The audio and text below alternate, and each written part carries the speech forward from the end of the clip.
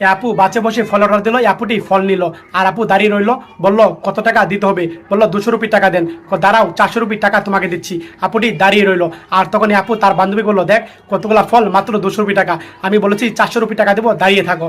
আর এখন দেখ আমি কি করি। আর তার বান্ধবী বললো, কি করবি তুই এখন? আর বললো, দেখ না আমি কি করি। আর কিছুক্ষণ পর বাসে সিগন্যাল ছেড়ে দিল আর বললো, ম্যাডাম আমাকে টাকা দিয়ে যান। আরে দিচ্ছি তোমাকে। আবার বললো, ম্যাডাম ঝাড়ি মারলো, আরে দিচ্ছি তোমাকে। কথা বললো।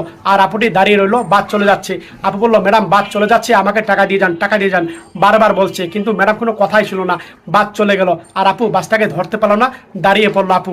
আপুর অল্প পুঁজির ব্যবসা, 2 কিলো ফল টাকা না দিয়ে চলে গেল। তার জন্য আপুটি মন ভেঙে গেল আর কান্না করছে। আপু টাকা না দিয়ে চলে গেল আর আপু এই জন্যই কান্না করছে। আর তখন বললো, দেখ কত বুদ্ধি করে আমি ফলগুলো নিলাম। আর বান্ধবী বললো, হ্যাঁ তোর অনেক বুদ্ধি আছে, অনেক ট্যালেন্ট আছে তোর। কথা বললো আর সে খুশি হলো। আর তখন পরের দিন আবার সিগন্যাল জমে বসে আছে। তখন ফলালি আপু দেখতে পেলো ম্যাডাম বসে আছে, দৌড়ে গেল। আর ওই দেখতে পেলো ফলালি আসছে। আর তখন যাই বললো যে, ম্যাডাম আপনার কাছে টাকা পাই, টাকাটা দেন। কে তুমি, কোথায় থাকো? এইভাবে ম্যাডাম কথা বলছে। আর তখন কথা বলা হলে বললো, ম্যাডাম ওই যে ওইদিনকার ফল নিলেন, টাকা পাই, টাকাগুলো দেন আমাকে, আমাকে চিনতে পেরেছেন? আর তখন ম্যাডাম কথা শুনে বললো, ও আচ্ছা চিনতে পেরেছি, আজ কাজ করো, 1 কিলো ফল দাও, 500 রুপি টাকা দিচ্ছি। আচ্ছা দিচ্ছি ম্যাডাম। কথা বলে আপুটি ফলের দোকানে গেল আর তার ছোট্ট দোকান থেকে 1 কিলো ফল নিল। 1 কিলো ফল নিয়ে তখন তাড়াতাড়ি করে ম্যাডামকে যাচ্ছে, ম্যাডামকে ফল দিল, আবার বাদ ছেড়ে চলে গেল। আজকেও টাকা দিল না। পরের দিন সকালবেলা অফিসে গেল, বললো, কিরে ছাড় বলে ডেকেছে? আর তখন বললো, কিছু জন্য ডেকেছে আমাকে, আমি জানি না তো কিছু জন ডেকেছে। আর বললো, দেখ আমার তো ভয় লাগছে স্যারের কাছে যেতে। আর বললো, যা তুই, কিছু হবে না। আর তখন বললো, আচ্ছা ঠিক আছে। আর তখন এই আপুটি স্যারের কাছে গেল, বলল, গুড মর্নিং স্যার। হ্যাঁ গুড মর্নিং। আর বললো, স্যার আমার আসতে দেরি হলো, আমি কম্পিউটারে কাজ ছিল ওই জন্যই। আর স্যার তাকিয়ে রইলো, স্যার এই জন্য দেরি হয়েছে। আর স্যার তখন বললো যে, শোনো তুমি রিজাইন লেটার লেখো, তুমি আমার কোম্পানি থেকে চলে যাবা। কেন স্যার? আমার তো ফ্যামিলি আছে, আমি অসহায় মানুষ, কেন চলে যাবো আমি?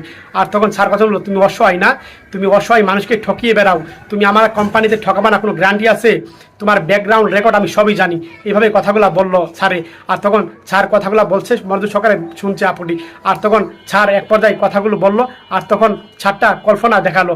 আর তখন স্যার দূর থেকে দেখতে পেয়েছিল টাকা না দিয়ে ফলগুলা নিয়ে চলে গিয়েছিল। আর তখন স্যার বললো, তুমি এভাবে ফলালিকে তুমি ঠকালা না, তোমার এই বিবেক, এই ফলালি 2টা সন্তান নিয়ে ফল বিক্রি করে এতগুলো টাকা তুমি 2বার নিয়ে চলে গেছো, তুমি আমার কোম্পানি থেকে চলে যাও। এইভাবে কথাগুলো বলছে এই ম্যাডামকে। আর তখন ম্যাডামটা তাকিয়ে রইলো। আর তখন এই ম্যাডামটা তখন স্যারের কথা শুনে বললো, স্যার সরি স্যার।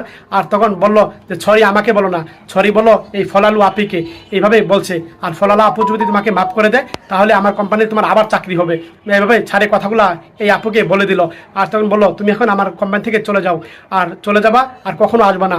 যদি এই ফলালু আপুই তোমাকে ক্ষমা করে দেয় তখন তুমি আমার কোম্পানিতে চাকরি নিবা। এইভাবে ভাইটা কথা বলছে। আর তখন